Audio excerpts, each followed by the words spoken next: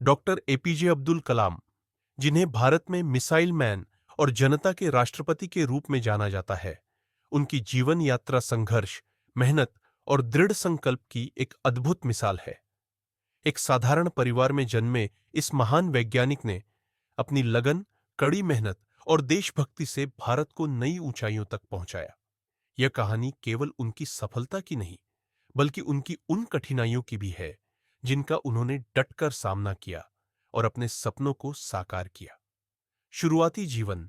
एक गरीब मछुआरे का बेटा एपीजे अब्दुल कलाम का जन्म 15 अक्टूबर 1931 को तमिलनाडु के रामेश्वरम के एक छोटे से गांव में हुआ था। उनका पूरा नाम अवुल पकीर जैनुलाब्दीन अब्दुल कलाम था। उनके पिता जैनुलाब्दीन एक नाविक थे और यात्रियों को रामेश्वरम से धनुषकोडी तक पहुंचाने का काम करते थे। उनकी मां अशयम्मा एक धर्मपरायण गृहिणी थी। कलाम का बचपन आर्थिक तंगी में बीता। उनके परिवार की आर्थिक स्थिति इतनी अच्छी नहीं थी कि वे बिना किसी संघर्ष के पढ़ाई कर सकें। बचपन से ही उन्हें पैसे कमाने के लिए काम करना पड़ा, लेकिन इससे उनके हौसले कम नहीं हुए, बल्कि उन्होंने मेहनत को ही अपनी ताकत बना लिया। अखबार बेचकर पढ़ाई की। संघर्षों से भरा बचपन। कलाम को बचपन से ही पढ़ाई में गहरी रुचि थी। उनके मन में हमेशा कुछ नया सीखने और समझने की उत्सुकता रहती थी, लेकिन पैसों की कमी के कारण उनकी शिक्षा जारी रखना मुश्किल था। इसी कारण उन्होंने अपने परिवार की मदद करने के लिए अखबार बेचने का काम शुरू किया। वे सुबह जल्दी उठते, अखबार लेने जाते और घर घर जाकर अखबार बांटते। इस दौरान वे खाली समय में पढ़ाई भी करते।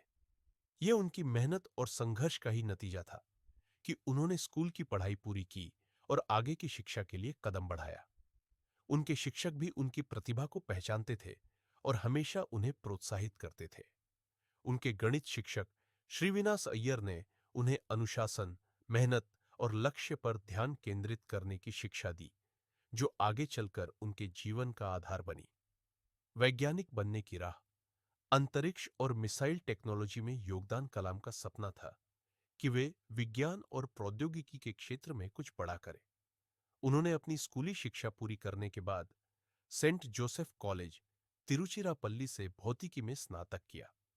इसके बाद उन्होंने Madras institute of technology MIT से एयरोस्पेस इंजीनियरिंग में डिग्री प्राप्त की। यह उनके जीवन का एक बड़ा मुकाम था, क्योंकि यहां से उनकी वैज्ञानिक यात्रा शुरू हुई। इंजीनियरिंग की पढ़ाई के बाद वे भारतीय अंतरिक्ष अनुसंधान संगठन आईएसआरओ से जुड़े और वहां भारत के पहले स्वदेशी सैटेलाइट लॉन्च व्हीकल SLV-3 को विकसित करने में महत्वपूर्ण भूमिका निभाई। उनकी कड़ी मेहनत से 1980 में भारत ने अपना पहला उपग्रह रोहिणी सफलतापूर्वक लॉन्च किया।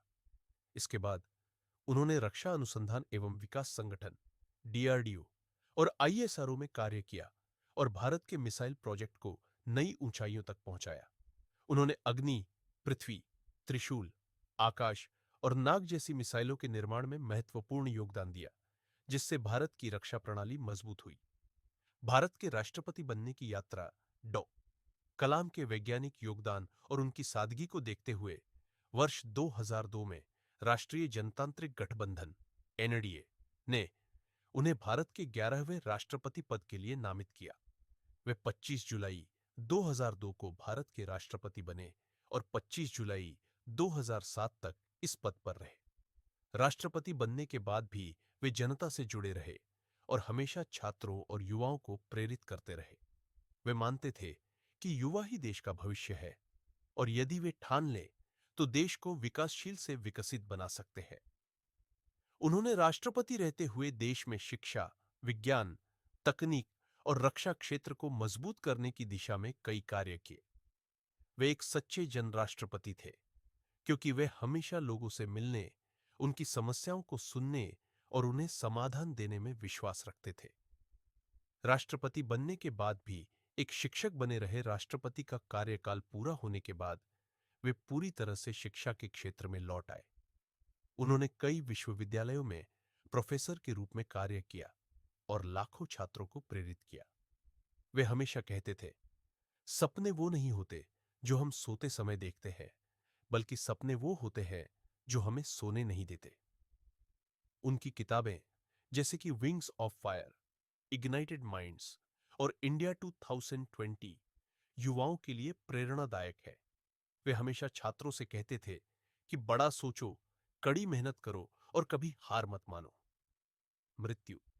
अंतिम समय भी शिक्षा के बीच 27 जुलाई 2015 को डॉ कलाम आईआईएम शिलोंग में एक लेक्चर देने के दौरान दिल का दौरा पड़ने से गिर पड़े। उनकी अंतिम सांस भी छात्रों के बीच निकली।